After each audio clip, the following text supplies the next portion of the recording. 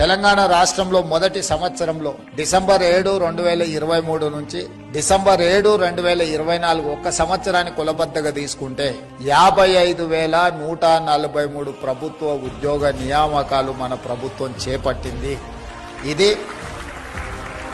ఇది భారతదేశంలోనే స్వతంత్రం వచ్చినప్పటి నుంచి ఈనాటి వరకు అత్యధికంగా ప్రభుత్వ నియామకాలు చేపట్టడము. ఇంతవరకు ఏ రాష్ట్రము ఏ సంవత్సరం కూడా ఇన్ని ఉద్యోగ నియామకాలు చేపట్టలేదు. మొదటి సంవత్సరంలోనే 55,143 ఉద్యోగ నియామకాలు చేపట్టడం ద్వారా దేశానికే తెలంగాణ రాష్ట్రం ఆదర్శంగా నిలబడ్డదని చెప్పి నేను ఈ సందర్భంగా చెప్పదలుచుకున్నాను.